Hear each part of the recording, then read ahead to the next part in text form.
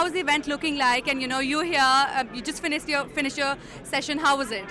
It's fantastic. I think the whole initiative is fantastic. I don't know of many large economies in the world who've taken startups so seriously Yeah. and made starting up such a proud thing to do, such a thing that people want to do as compared to a thing they have to apologize by doing, which was partly the case when we started. Yes. I think right now starting up is the thing every young person getting out of every engineering or MBA college in the country wants to do, Yes. and they must. What our country needs, as I keep saying, is not more policy, we need more entrepreneurs. So the issues that startups are wanting the government to address, the ease of doing business, the taxation policy, easy exits. I mean, when you've also spoken about the problems, the issues that you faced when Snapdeal was just starting out. How much easier or how much better is it going to be with the intrusion of government for startups, for entrepreneurs to be able to sort of build the next billion-dollar companies? If I think we'll have to see what the government is proposing, Yes. and only then can we really make an assessment on how it's going to help. We have a very progressive government, and a government that's clearly supporting startups. They don't have to do all this, right? They're doing it because they really want to. But we'll have to look at the details to figure out how does it become easier. Yeah. It shouldn't take a month to register a company. I mean, just at a bottom line, it shouldn't take a month. And entrepreneurs who are 17, 18, 19 years old don't have the time and energy to wait for 30 days for a company to get registered. Yeah. And what are some of the key lessons that you believe that we can learn from, say, Silicon Valley, if we were to speak of, to sort of better the ease of doing business here in India? I think there are many things, but we have to solve some basic things first, which is creating a mindset of entrepreneurship in our country, which I think an event like this will absolutely work towards doing. Us, someone who's going to play a very key role and has done so in this space, the Commerce Minister of India, Nirmala Sitharaman. Thanks very much, ma'am, for taking our 2 minutes to speak to us. Now, both from what you spoke in the morning and what the Finance Minister said, there are lots of people here who've been speaking to saying that the government's making it quite clear that we want to sort of step back a little and only sort of leave this space to you, get everything organized, and then step back. We are not don't want to sort of have our hands dirty, as it were. Is that a fair interpretation, you think? I'll tweak it a bit. Sure. The ecosystem exists. People are already there. Funders are already in there.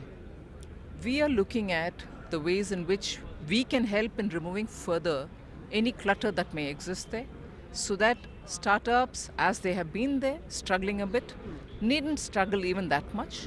The government can just be at a distance and be a kind of a facilitator in the process. Ma'am, one of the things that you spoke about and we should be looking at is the ease of doing business. I mean, they have the World Bank rankings and we're doing better than we have, but there's a long way to go. We just had top founders of our unicorns, Kunal Bahl of Snapdeal among them, just speak to us, NDTV, a short while back and say, it should take 1 day to set up a business in India, not 30 or more. Do you believe that we can genuinely get to that stage and the ball has been set rolling to get there? Because there's a lot of cynicism on that front sometimes.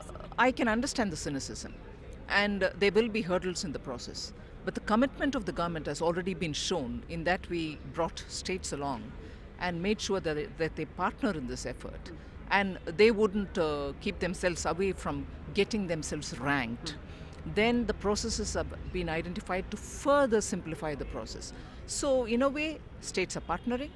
We are showing a lot of will in moving forward in this. And this commitment is what it's going to take to get over that cynicism. And yes, it's going to be possible to have your business registered within 24 hours. With us, someone who's going to play a very key role and has done so in this space, the Commerce Minister of India, Nirmala Sitharaman. Thanks very much, ma'am, for taking our 2 minutes to speak to us. Now, both from what you spoke in the morning and what the Finance Minister said, there are lots of people here who've been speaking to saying that the government's making it quite clear that we want to sort of step back a little and only sort of leave this space to you, get everything organized, and then step back. We are not don't want to have our hands dirty, as it were. Is that a fair interpretation, you think? I'll tweak it a bit. Sure. The ecosystem exists. People are already there. Funders are already in there. We are looking at the ways in which we can help in removing further any clutter that may exist there, so that startups, as they have been there, struggling a bit, needn't struggle even that much. The government can just be at a distance and be a kind of a facilitator in the process. Ma'am, one of the things that you spoke about and we've been looking at is the ease of doing business. I mean, they have the World Bank rankings and we're doing better than we have, but there's a long way to go. We just had top founders of our unicorns, Kunal Bahl of Snapdeal among them, say, just speak to us, NDTV, a short while back and say, it should take 1 day to set up a business in India, not 30 or more. Do you believe that we can genuinely get to that stage and the ball has been set rolling to get there? Because there's a lot of cynicism on that front sometimes. I can understand the cynicism, and there will be hurdles in the process. But the commitment of the government has already been shown in that we brought states along and made sure that they partner in this effort. And they wouldn't keep themselves away from getting themselves ranked. Then the processes have been identified to further simplify the process. So in a way, states are partnering. We are showing a lot of will in moving forward in this. And this commitment is what it's going to take to get over that cynicism. And yes, it's going to be possible to have your business registered within 24 hours. Healthcare is a space where India can use all the help from people like you that it can possibly get. What for you has been, say, one of the most challenging things that you've had to encounter? And what do you want the Prime Minister, importantly, to say today that you believe is going to change things for others like you who want to get into the space and make a real difference? So, Natasha, 8 years back when you started this the venture to change healthcare, not too many people gave two college kids too much of a chance. They said that it's a mammoth industry, it won't happen. But I can tell you that with the help of technology and with the help of the spread of internet and mobile in this country, things have changed. There are 100 million searches each year where consumers are searching to find doctors, labs, finding the best healthcare for themselves. And we're connecting people and doctors in ways that have never been done before. So we're making things more accessible for people, making things more affordable for Indians, and we're going to continue doing this going forward. Any one particular thing the government can do, anything that you want the Prime Minister, that you would like the Prime Minister to say, anything? Is it taxation? Is it regulation? Is it mentoring? Is it investments? Is it all of them? I think there are two very important ones, and I'll talk about the first one, which is actually a lot more to do around financing. I think financing is one of the constraints that startups have. So having better financial products. There's a product in the US in the Silicon Valley called convertible notes. These convertible notes make it easier for smaller, younger startups to get capital. And today, many startups are moving out of India because this financial instrument is not available in India. So this is the first one. I think more financial products, maybe not today, but even putting the emphasis on it will be very helpful. The second one is a little more tactical. I'm a big supporter of net neutrality, and net neutrality is why we are here today as Practo. This country has a lot of startups, and internet has to be protected at all means.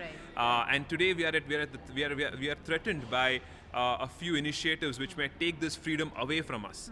And if that happens, Natasha, I'm very worried about the innovation that this country can produce, and we might become, we might slow down in our ways in which we're moving. Where do you get the confidence from? It was also you're going down, the path less trodden. That's less trodden. That was one thing, but also the space was one that we didn't have too many movers and shakers, as it were. Tell us a bit about that. It's a campus startup. It's a college startup. Tell us a bit about those years.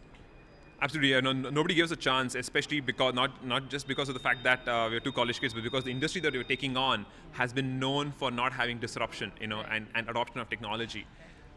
For few, adversity becomes more challenging and more exciting. So the more people who tell you that this can't happen is actually more encouraging in some way. So that's how we felt when in those days when more people used to tell us that this is difficult. It actually felt that this is a problem worth solving. Tell me, Anu, there are lots of people who say that our headlines, like it or not, are often taken by the big guys. They're taken by the glamorous, the more sort of cooler, as rightly or wrongly sort of perceived to be spaces. How do you believe that has played out for you in the healthcare space? Do you see that changing? Are there more people getting in? Is there more focus on beyond the funding, beyond the sales, beyond the money, on people doing actual great work on the ground? Absolutely. I think there's been a lot of startups now in the healthcare space. And it's something that people start to feel important because it's something that impacts all of us, right? And so some people have done other things but are now interested in health. So every large company is also now suddenly focused on health, because ultimately that's what determines our own future. It's the ultimate make in India, right? So I think we start to see that there's a lot of new work going on in medical devices. There's a lot of work going on in genomics. There's work going on the prevention. A lot of work on nutrition. So I think what we are headed towards is saying that if healthcare cannot be changed the way it is currently, the consumer is going to demand And I think that's what's driving healthcare today. Tell me, what's it been like being such a successful woman founder? Because we barely have 9% of startup founders in India are women. What's it been like for you? Have you ever felt that getting in the way? Do you believe you had to fight extra hard? No, I don't think. I think every entrepreneur has to fight. So I don't think it's different. Being a woman, it's just that sometimes you are looked upon with a little bit more of a magnifying glass, but that's fine. That basically also is an opportunity. So it depends on how you look at it. So I think ultimately everybody needs to do their own fight. I think for us the larger fight was we are in a more niche area. We are in an area that's not known. So more than it being something about being a woman, I think it was more about being able to say, can I do something in a space that doesn't exist as a category today? And I think for me that was more exciting than doing anything else. So. We were talking earlier about what an event like this does, and you were speaking about how your parents were a bit skeptical or a bit hesitant when you wanted to start up. But events like this, you believe, are going to change that? I think it's less about the event, but it's more about the credibility that it creates with the leader of your country being on the, in front of the real ecosystem and saying, I'm committed to do everything required to make sure that we can get out of your way and let you guys be successful. And this is the reason why our country will be so much more better. I think that is going to be very important because every parent, every family looking it out there is going to tell their guy, tell that girl in the house saying that, you really wanted to start up? It's okay. It seems like everybody is doing this. This is a great idea. We should go out and do it. And you know what? Not everyone will be successful, but it is okay because so many people will learn by going out there, talking to consumers, talking to merchants, talking to bank accounts and spending that 1 rupee to learn starting a business.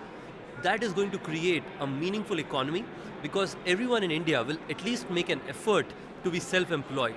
They will not depend on someone else to give them an employment. I think that is going to be very powerful. Now, along the way, I know that you faced your own challenges. It's also, we now know that how you slept on stairwells because you didn't want to go back home. You believed in this. This is what you wanted to do. What was the one big learning for all those who want to be the next Ritesh Agarwal? What would you say? What was the big things that you have learned that others can learn from your experience? I think persistence. This is something that is so important, and and again, I'm in a very, very early stage myself, and I have a long way to go. But I think it's very important, which is persistence, because a lot of times life will come with you with a lot of turbulence. Of course, events like this will happen, but out there on the ground, you're going to have issues every day, every week, every year. It's important to have that passion and ambition of saying that I'm going to solve a real problem, and all of these things are small parts along the way. What is the one big thing that you believe is going to make a real difference on the ground, a tangible thing? So operationally, I feel as an entrepreneur, especially as a single founder, I struggle a lot with legalities and sometimes even redundant legalities. So for me, if the government was to smoothen out, make it easier for me to start a business or run a business, especially because I am a Make in India brand, right? We have a factory operation as well. It'll go a really long way in helping me focus on what I'm supposed to do, which is making business and growing business. And we've spoken earlier, Albinder, on just the paperwork and the running around and the red tape that you got caught up with, but something kept you going through it. You pretty much don't have a choice. Once you sort of get into it, you will go through it. But what's really heartening to see is the government is making the right kind of promises that they will not only reduce the paperwork and all the hoops that people have to run into to start a business. And I think that's really, really good, both for entrepreneurs and also for investors who are looking to put money into India. Because I think they will see that the government is not really saying that, hey, we are going to increase our involvement. They're basically saying very clearly that we are going to be facilitators, we're going to step out of your way and make it easy for you guys to do what you want to do. Right. And there's every reason to believe that all this talk will actually become real action on the ground? Well, if you were to go by what the government did for the SEZs about 10 years back, I don't see why this should not materialize with Startup India. I want to talk a bit about the startup space. Now, 2016, they're saying, hey, look back, it's not going to be those glamorous headlines of another unicorn, more money, another $1 billion and all of that. And at the same time, we are saying that, how many more mobile wallets will you create? How many more e-commerce companies will you create? How many more hotel aggregators? Do you think it'll come to a point where there'll be saturation in some sectors, the need to look for new ideas? Or is that part of the regular evolution of any space? I think, look, there is no doubt about it that this is the year where we will see significant amount of attention being given to survival of a company. Unlike idea where the spending money can sustain the idea, companies who become big they need to sustain on themselves. They need to bring real consumer revenues as their costs. But let's just on the other side also see it that it is a cycle. It is inevitable. Once there is, and this is a cycle that worked in internet days, that is a cycle worked in mobile internet days. I don't think people were not ready also. And for an interesting, different thing that I saw this time, a lot of people were pre-warning it sorts. Right. And they were waiting when it is going to happen. So naysayers had started like a year before, I'd say. And the best naysayer I met was in 2011 who said, who doesn't like good bubble, and this is the bubble. Oh, I see. And that continued for next 4 years. I see. But I think the best part is that people are far more aware. And we've already started seeing that people are consolidating, aggregating, and it doesn't matter whether people try or not. I want more people to try more commerce, more wallets, more businesses, I see. more opportunities. But Is there space for everyone? But look, there will be not literally like a easy money for a risk plan. There will be ton of money for a scaled plan or a scalable plan. So money won't evaporate, but the way it was being available to everyone would change for sure. okay, now events like this are also for those, like you're saying, who want to be entrepreneurs, who want to be the next Vijay Shekhars of India, who want to take India to a global stage, and they also want to learn lessons that you've learned with your mistakes, your stumbles. That perhaps, I mean, at the end of the day, they do say nothing like learning from someone else's mistakes. What do you believe are the one or two things that you wish you hadn't done, or with the wisdom of hindsight, you're glad you did it because you learned? So entrepreneurs and the startups must be self-critical. Once you are inside yourself and you are on the journey, you do not know when the curve of logical viability has got crossed. Because inevitably you are doing something which is new, so you are going to face hindrances continuously any which ways. And you are on the path, you believe that it's going to go great. But you have to be continuous self-critical, because no outsider can ever tell you that this is no more going to work. Because you will say, oh yeah, I've been hearing it since I started it. So it's very important to remain an active self-critical of yourself. I think that is one learning, and that also makes that internally I carry one, and this. So one, this is a warning sign, and then one, this is a positive that I can say is that internally we've always been a business model and a not of business model. For example, like we used to be building content services. So we said, what is a not content service business model? Then we found marketing business. What is the not of this? We were working with telcos. What is like working not with telcos? We said payment. Then what is the not payment? Because once startups are successful, nobody can challenge them in their core. Somebody different who will come from the edge will hit them. So you have to build a business model which is not just strong in what your core is, but you also have an opportunity to take not of your business model out there. Right. Do you spend sleepless nights, therefore, thinking how to stay 2 steps ahead, or are you now beyond that? No, I prefer all the deep sleep, because I think that is the reason that we've been able to do everything. And in fact, I can say this counterintuitively for anybody who's not spending night on a sleep, that it is always better to have a deep sleep and always exercise so that your mind can sleep well. It's more important to sleep than not sleep.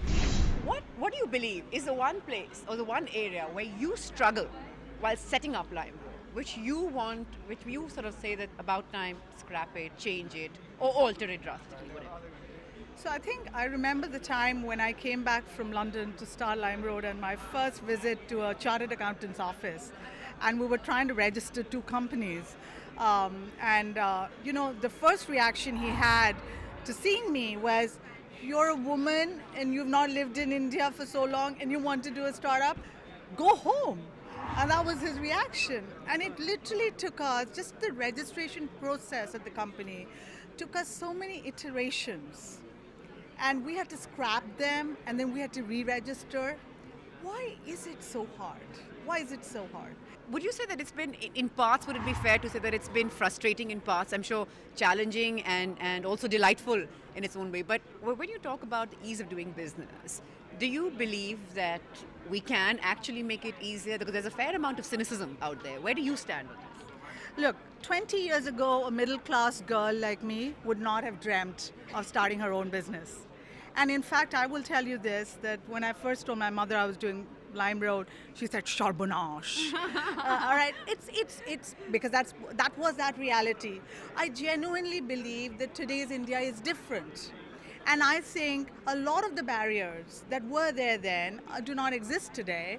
I think internet made it easier, and I think there is a general sense of role modelism that has happened thanks to successful startups, and I think there's a lot more acceptance to failure in general.